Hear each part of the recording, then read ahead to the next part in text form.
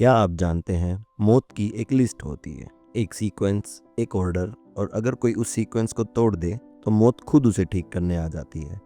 ये कहानी है साल 1969 की, जहां एक कपल आइरिस और पोल जा रहे हैं रोमांटिक डिनर पर।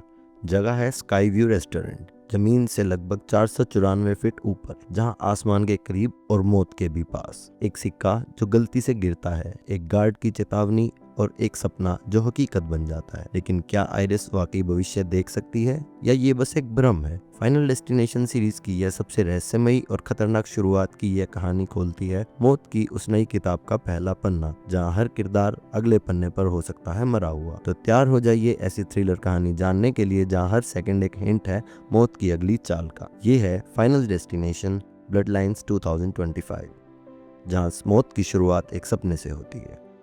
साल है 1969। मौसम में हल्की ठंडक है और आसमान में हल्के बादल तैर रहे हैं। एक खूबसूरत लड़की आइरिस अपने बॉयफ्रेंड पॉल के साथ एक क्लासिक गाड़ी में बैठी है। पॉल आज बहुत एक्साइटेड है, उसकी आंखों में एक खास चमक है, जैसे वह आइरिस को कोई बड़ा सरप्राइज देने जा रहा हो। पर आइरिस थोड़ी कंफ्यूज है, वो बार बार पूछती है हम कहाँ जा रहे हैं, लेकिन पॉल बस मुस्कुरा कर कहता है बस थोड़ा सब्र करो, तुम्हें पसंद आएगा। कुछ देर बाद कार एक बेहद आलीशान और अजीब सी बिल्डिंग के सामने आकर रुकती है, स्काई व्यू टावर। यह एक नया बना रेस्टोरेंट है जो जमीन से 494 फीट ऊंचाई पर बना है। ग्लास की दीवारें और घूमते हुए प्लेटफॉर्म वाला रेस्टोरेंट। आइरिस की आंखें फटी की फटी रह जाती हैं, लेकिन एक्साइटमेंट के साथ साथ उसके चेहरे पर एक डर की परछाई भी साफ दिखाई देती है। उसे इतनी ऊंचाई से डर लगता है। वह धीमे से कहती है पॉल, मुझे हाइट से डर लगता है। लेकिन पॉल उसे भरोसा दिलाता है, रिलैक्स, तुम्हारे लिए ही तो सब कुछ प्लान किया है। तभी रेस्टोरेंट के गेट के पास एक छोटा बच्चा फाउंटेन में सिक्के डाल रहा होता है। वह हंसते हुए एक के बाद एक सिक्के फेंकता ही रहता है, जैसे वो कोई विश मांग रहा हो। तभी एक सिक्योरिटी गार्ड आता है और उसे गुस्से से कहता है यह मत करो, ये बैड लक लाता है। बच्चा थोड़ी देर गार्ड को देखता है और फिर डर के मारे चला जाता है। लेकिन किसी ने सोचा नहीं था वही सिक्का जो मासूमियत से फेंका गया था, आने वाले खून से लथपथ हादसे की चाबी बन जाएगा। स्काई व्यू रेस्टोरेंट का एलिवेटर एकदम ट्रांसपेरेंट था, चारों तरफ शीशे ही शीशे। आइरिस जैसे ही उस कमरे में कदम रखती है, उसका दिल जोर जोर से धड़कने लगता है। जमीन से ऊंचाई बढ़ती जा रही थी और साथ ही आइरिस की बेचैनी भी। नीचे कारें माचिस की डिब्बियों की तरह लग रही थी। ओल ने आइरिस का हाथ पकड़ा और उसके कान में धीमे से कहा, आइरिस बस एक बार ऊपर पहुंचो, तुम ये पल जिंदगी भर नहीं भूलोगी। एलिवेटर जैसे ही 40वीं मंजिल पर पहुंचता है और दरवाजे खुलते हैं, सामने एक शानदार गोल घूमता हुआ रेस्टोरेंट। ग्लास फ्लोर के नीचे पूरी सिटी दिख रही है। हवा में एक रॉयल म्यूजिक बज रहा है और रोशनी हर तरफ झिलमिला रही है। हर टेबल एक सर्कल में है और धीरे धीरे पूरा रेस्टोरेंट घूम रहा है ताकि हर किसी को 360 डिग्री व्यू मिल सके। पोल उन्हें एक विंडो सीट पर बिठा देता है। आइरिस अब भी थोड़ी नर्वस है, लेकिन उसका चेहरा अब थोड़ा सॉफ्ट पड़ गया है। वेटर आके इन्हें वाइन ऑफर करता है और पॉल एक खास वाइन मंगाता है, एनिवर्सरी रेड 1959, उसी साल की जब आइरिस पैदा हुई थी। आइरिस मुस्कुराती है और थोड़ी इमोशनल भी हो जाती है। लेकिन तभी आइरिस की नज़र फिर से उस नीचे फाउंटेन पर जाती है जहां वो बच्चा सिक्का फेंक रहा था। अचानक उसे एक अजीब सा एहसास होता है, जैसे कुछ गलत होने वाला है। उसकी उंगलियां टेबल पर बेइंतहा टप करने लगती हैं और फिर उस सिक्के की आवाज़ जैसे उसके कानों में गूंजती है। कुछ तो गड़बड़ है, लेकिन क्या? आइरिस को यहाँ भी कुछ चीज़ें अजीब लगने लगती हैं, जैसे ऊपर टंगा हुआ भारी भरकम झूमर जो कि थोड़ा हिल रहा होता है, तेज म्यूजिक में डांस करते लोग और किचन का वह सीन जहाँ सेंटर में एक शेफ सबके लिए खाना बना रहा है। ये सब कुछ मिलकर जैसे कुछ अनहोनी की ओर इशारा कर रहे थे। अब यहाँ एक और छोटा लेकिन इम्पोर्टेंट मोमेंट होता है। आइरिस, जो कि पॉल को हैंडसम दिखाना चाहती है, उसके सूट की जेब में प्यार से एक लाल गुलाब रख देती है। और ये गुलाब और सूट, ये दोनों चीज़ याद रखनी है क्योंकि क्लाइमेक्स में यही चीज़ें कुछ बड़ा बताने वाली हैं। लेकिन जैसे ही वह गुलाब रखती है, उसकी उंगलियों में कांटे चुभ जाते हैं और थोड़ी सी खून की बूंद निकल जाती है। खून देखते ही आइरिस को उल्टी आने जैसा फील होता है, जैसे कुछ गड़बड़ है उसके अंदर। इस बात के आमतौर पर दो ही कारण हो सकते हैं, या तो फिर उसकी तबीयत खराब है या फिर वो प्रेग्नेंट है।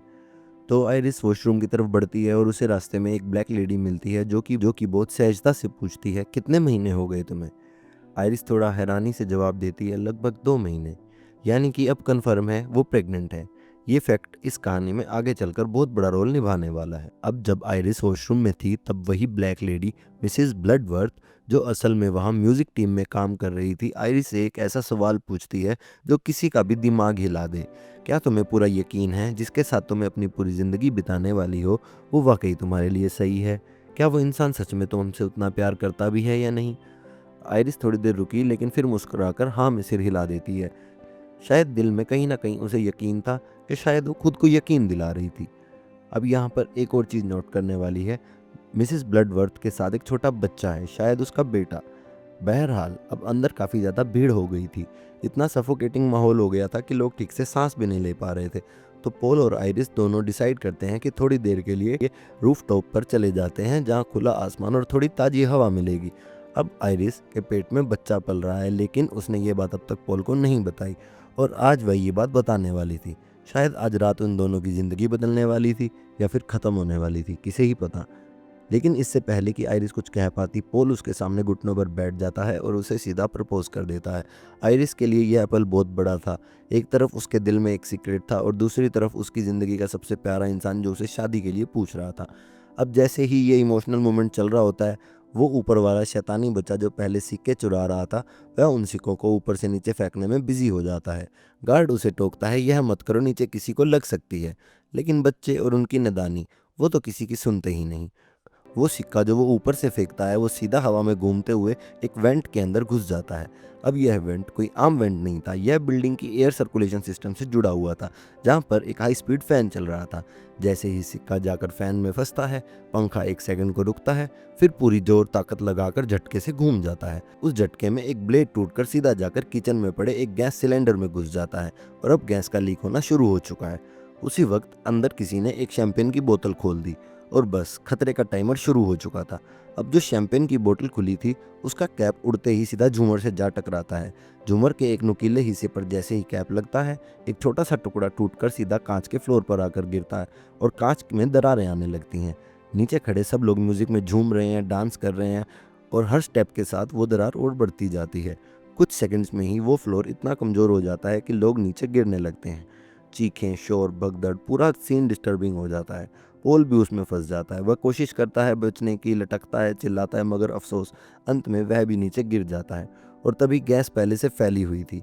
किचन में जो कुक खाना बना रहा था उसकी आंखों में कुछ चला जाता है और पास खड़ी महिला भी उसकी लपेट में आ जाती है और वो औरत जलती हुई वेंट की तरफ दौड़ती है जहाँ पहले से गैस भर चुकी थी। जैसे ही वो वहाँ पहुँचती है, एकदम से धमाका हो जाता है, एक जबरदस्त धमाका, और पूरा स्काई टावर हिल जाता है।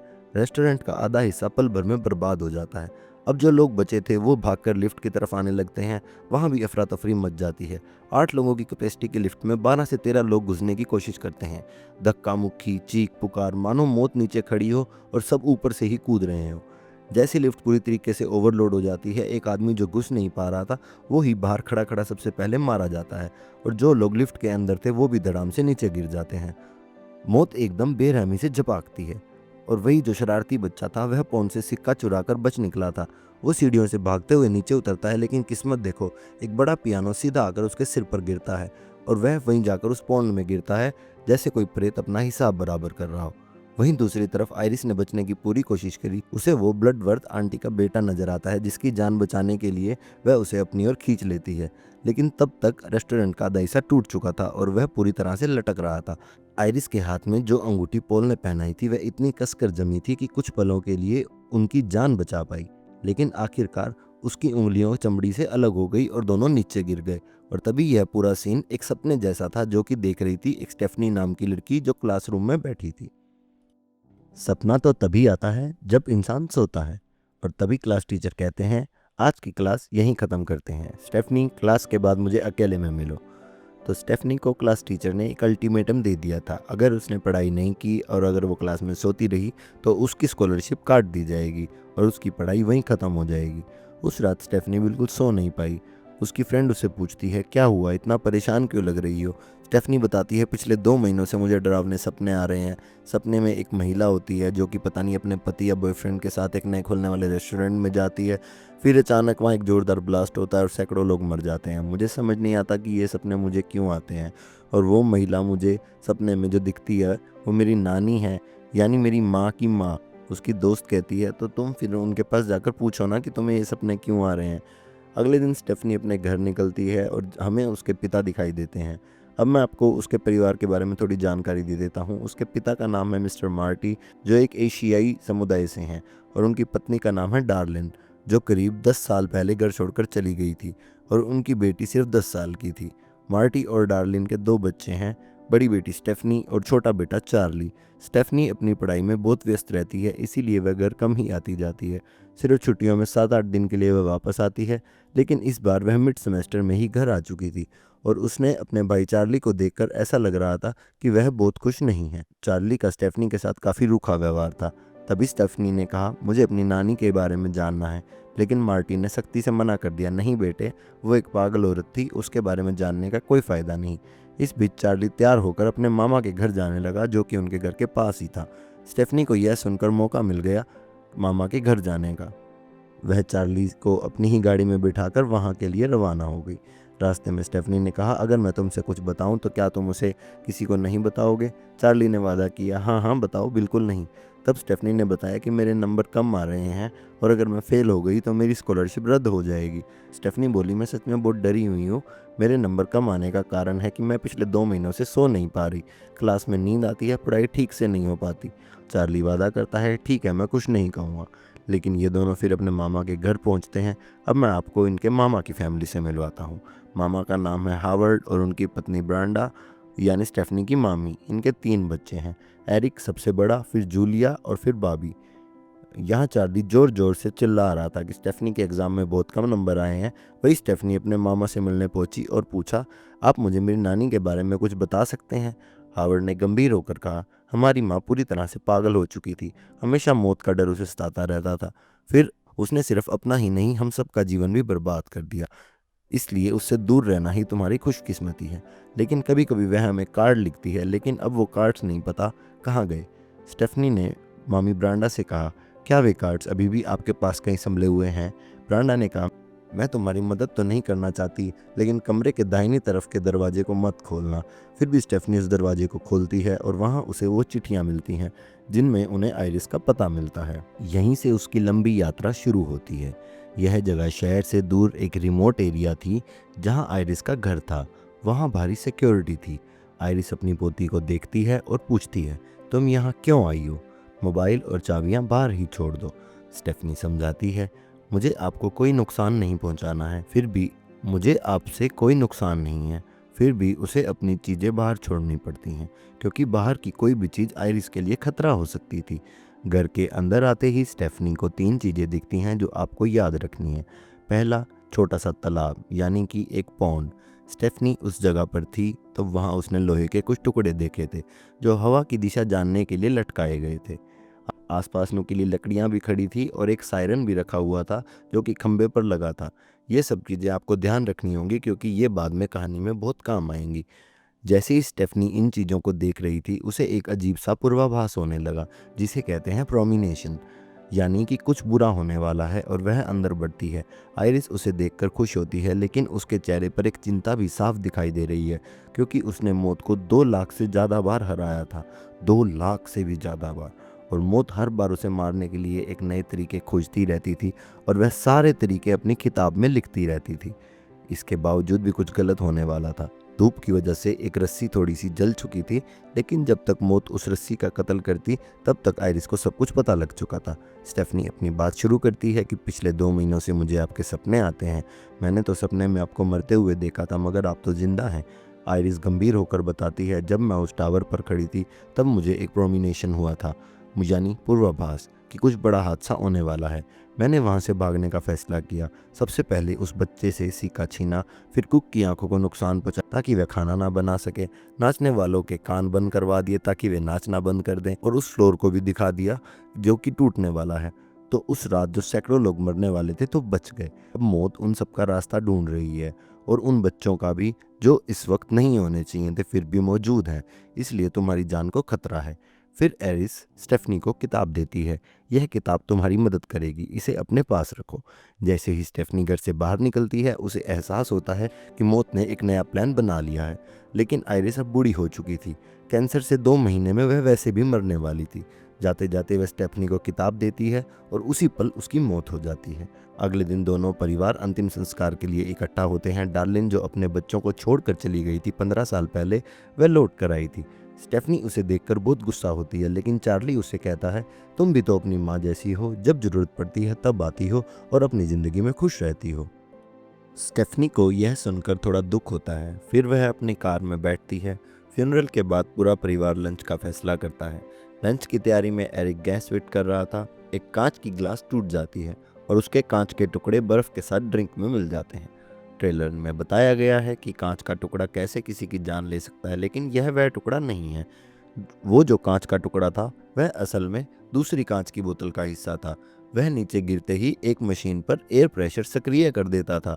इस एयर प्रेशर की वजह से पाइप हिलने लगता था और पाइप के हिलने से नुकीली लकड़ी के डंडे जो घास साफ करने के लिए रखे गए थे वह गिर जाते थे। ये सीधे डंडे उस घास काटने वाली मशीन पर गिरते थे जो तुरंत चालू हो जाती थी, और इस मशीन का पहला शिकार था हावर्ड। उसकी अचानक मौत हो जाती है। अब स्टेफनी को पूरा यकीन हो चुका था कि ब्लड लाइन अपना काम कर रही है। डार्लिन और हावर्ड भाई बहन थे जिन्होंने अलग अलग शादी की थी, मार्टी और ब्रेंडा से। मार्टी और ब्रेंडा को कुछ नहीं होगा, लेकिन उनके बच्चे जो ब्लड लाइन से जुड़े थे उनका तो नंबर आने वाला था। लेकिन सबसे पहले हावर्ड के 3 बच्चे एरिक, जूलिया और बॉबी, इनका नंबर आएगा। लेकिन उसके बाद ब्लड लाइन के मुताबिक उनकी बहन यानी स्टेफनी की माँ की मौत होगी, फिर स्टेफनी खुद और अंत में उसका छोटा भाई चार्ली। यह सुनकर दोनों परिवार सदमे में आ जाते हैं। वह कहते हैं कि इतनी लाशें एक साथ, हमें कुछ समझ नहीं आ रहा, तुम हमें और डराती जा रही हो। स्टेफनी बताती है, आंटी यानी नानी आयरिस ने मुझे ये किताब दी थी। इसमें ब्लड लाइंस की पूरी जानकारी है और उन लोगों के बारे में भी जो 1968 में उस टावर पर गए थे जहां मौत ने उन सबको मारने की योजना बनाई थी, लेकिन वे बच गए थे। अब धीरे धीरे उनको मौत के दायरे में लाया जा रहा है। पर दोनों परिवार इस बात को बकवास समझकर उठ जाते हैं। इस बीच ब्लड लाइन नंबर लाता है एरिक का, जो कि एक टैटू आर्टिस्ट था। स्टेफनी उसकी बहुत चिंता करने लगती है। सीन शिफ्ट होता है टैटू शॉप में अमेरिका में। एक दिन पहले पिता की मौत और दूसरे दिन काम पर बैठना, जबकि हमारे लोग 13 दिन तक शोक मनाते हैं। खैर, हम इंडियंस और अमेरिकन्स में बहुत बड़ा फ़र्क है। अमेरिका में लोग अपने माता पिता के बारे में इतना ज़्यादा नहीं जानते। यह फिल्म इसी मज़ेदार थ्योरी पर है जिसे मैं आगे बताऊंगा। अब मैं टैटू शॉप में एक महत्वपूर्ण सीन शुरू होता है। एरिक टैटू बना रहा था और साथ में गाने सुन रहा था। अचानक पंखे की चैन हिलने लगती है और टेबल पर एक बड़ा खिलौना नीचे गिर जाता है। नीचे गिरते ही यह खिलौना एक फ्लेमेबल पदार्थ जो कि पेट्रोल या कुछ थिनॉल जैसा था, वह गिरकर फैल जाता है। वही पंखे की चैन एरिक की नाक में फंस जाती है और उसे होता क्या है कि उसे डर होता है कि कहीं उसकी नाक फट ना जाए। वह धीरे धीरे ऊंचाई बढ़ाता है ताकि चैन को नाक से हटाया जा सके। यह पंखा लगातार घूम रहा था और घुमाव के साथ यह एरिक की जान लेने की कोशिश कर रहा था। पूरी नाक का छिल जाना मतलब एकदम क्रिटिकल सीन था और इस सीन को ट्रेलर में भी बहुत शानदार तरीके से दिखाया गया था। एरिक जब उस पंखे की चैन को अपने नाक से हटाने की कोशिश कर रहा था तो उसका पैर अचानक लाइटर पर गिर गया था। लाइटर से आग निकली और नीचे थेनोल फैला हुआ था। वो आग के लपटों में बदल गया। पूरी टैटू शॉप आग के समुद्र में डूब गई। एरिक की एक भयानक मौत हो गई। फिर अगली सुबह स्टेफनी उठती है। उसे बार बार एरिक की याद आने लगती है। वो एरिक को मैसेज करती रहती है लेकिन कोई जवाब नहीं आता। फिर स्टेफनी अपने भाई चार्ली के साथ निकल पड़ती है एरिक को खोजने। उसे डर था कि टैटू शॉप में आग लगने की वजह से एरिक मर गया है, लेकिन यहाँ एक ट्विस्ट आता है, एरिक जिंदा था। स्टेफनी को देखकर वह कहता है, जो कल हुआ था वो सब सच है, लेकिन ब्लास्ट से पहले मेरी नाक की बाली खुल चुकी थी तो मैं वहाँ से निकल गया था। वैसे मेरे हाथ पर जो डैड का टैटू था वहाँ अब एक दिल का निशान बन गया है। देखो डैड के साथ मेरा कितना गहरा रिश्ता है। स्टेफनी सोचती है कि अब बारी एरिक की थी, लेकिन उसने मौत को चकमा दे दिया था। पर मौत एक बार हार मानने वाली नहीं थी। वह किसी न किसी रूप में दोबारा वापस आएगी। स्टेफनी ने आसपास ध्यान दिया। पेड़ पर कटर्स पड़े थे, बच्चे फुटबॉल खेल रहे थे और पास में कचरा उठाने वाली गाड़ी आई हुई थी। वो एरिक को समझा रही थी कि कुछ गलत होने वाला है, लेकिन वह अपनी ओवर स्मार्टनेस दिखाते हुए कचरे वाली गाड़ी को चिढ़ाने लगा, उसे चाटने लगा और उसका मजाक उड़ाने लगा। तभी जूली वहाँ से गुजर रही थी, फ़ोन में व्यस्त। उसने बच्चों के खेलने पर ध्यान नहीं दिया। एक बच्चा अपनी फुटबॉल को लात मारता है, गेंद कटर से टकराती है और फटती है। गेंद की जोरदार टक्कर से जूली कचरे के डब्बे में गिर जाती है। कचरा उठाने वाली गाड़ी ने उसे उठा लिया और लेकर चल दी।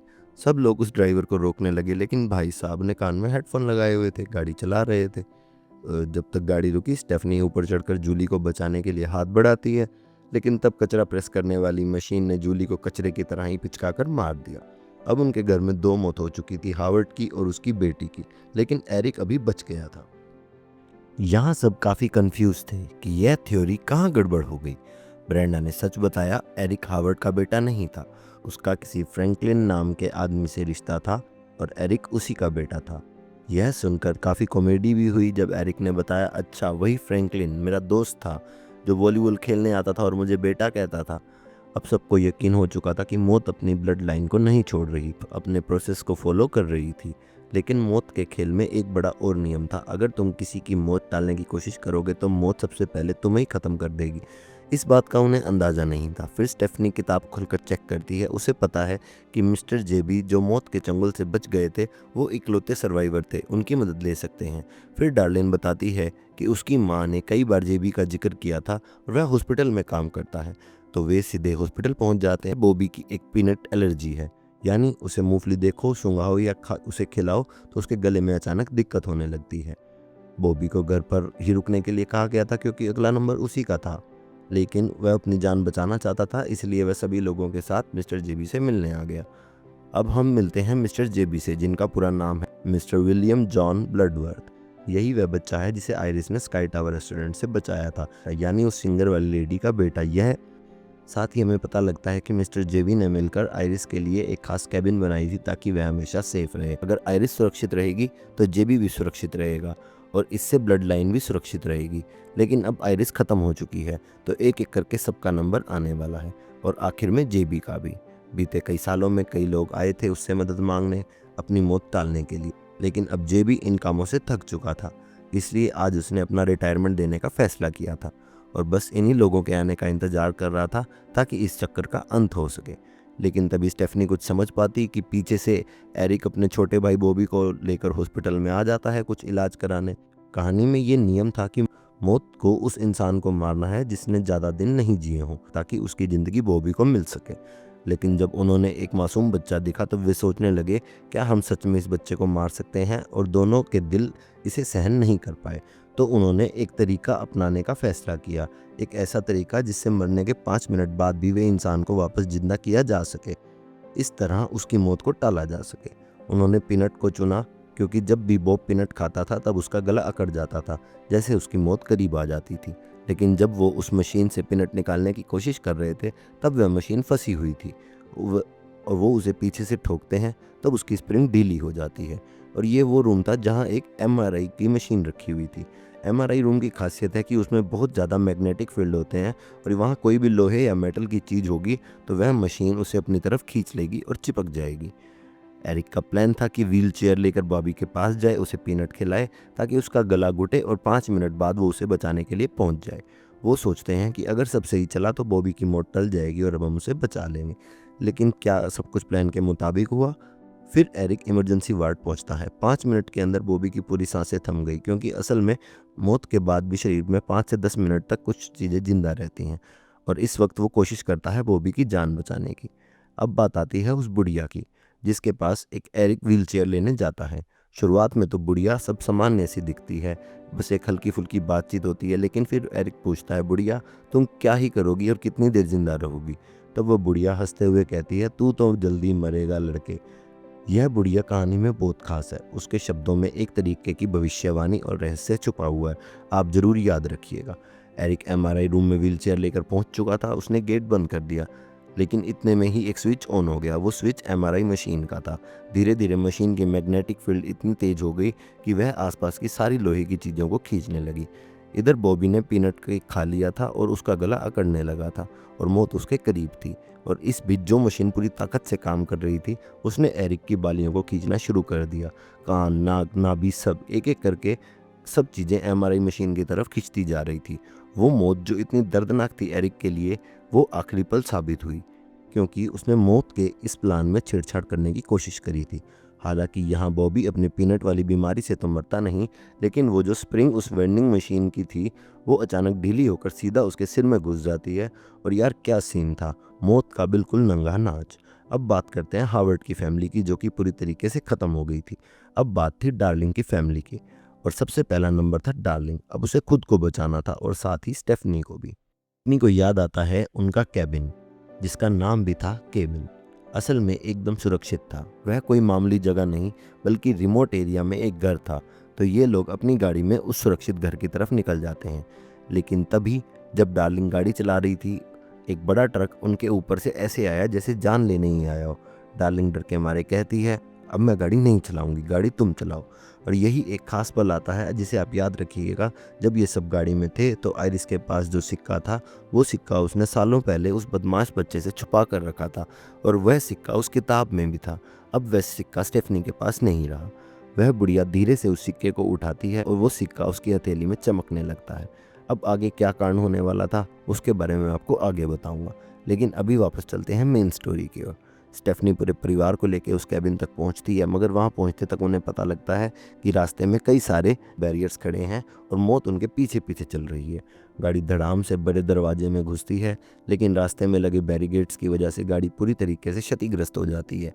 गाड़ी के टूटने के साथ साथ आसपास की चीज़ें, खंबे, तार, बिजली के कनेक्शन, सब कुछ को बहुत नुकसान पहुंचता है।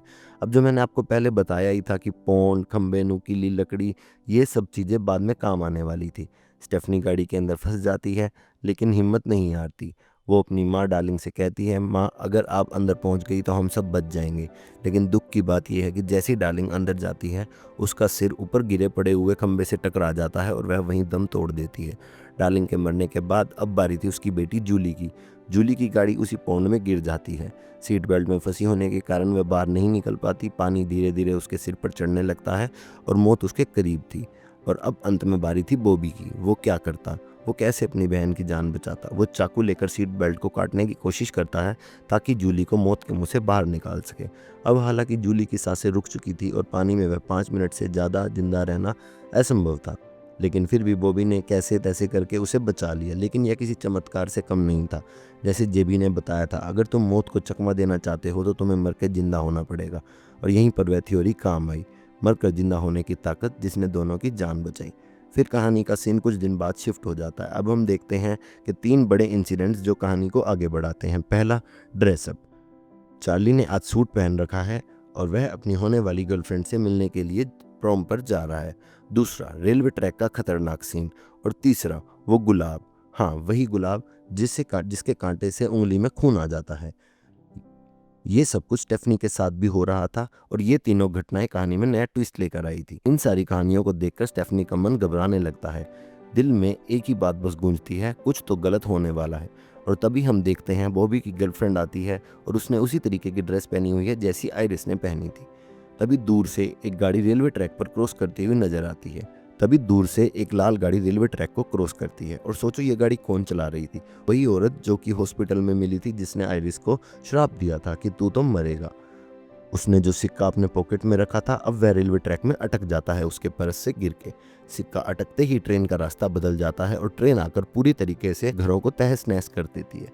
हालांकि भागते भागते ये लोग अपनी जान बचा लेते हैं, लेकिन जो ट्रेन के पीछे वाले डब्बे थे उनके अंदर बड़े बड़े लकड़ी के हिस्से थे जो कि आकर इनकी खोपड़ी पर टूट पड़ते हैं। यहीं पर मौत ने अपना पूरा बदला ले लिया आइरिस की फैमिली से। अब इस मूवी के पोस्ट क्रेडिट सीन में हम देख पाते हैं कि स्काई टावर पर जो लोग भी मौजूद थे, जिन्हें मौत ने अपना निशाना बनाया था और जो कि बच गए थे, मौत एक एक करके उन सबको अपना शिकार बनाती जा रही है। कहीं कोई एक्सीडेंट में मर जाता है, कोई ट्रक एक्सीडेंट का शिकार हो जाता है, कोई प्लेन क्रैश में, तो कोई घर के अंदर ही अपनी जान गंवा बैठता है। कुछ लोगों को गोलियां भी लगती हैं। मौत ने धीरे धीरे सबसे अपने बदले ले लिए और इस तरह final destination the blood lines यहीं ख़त्म होती है।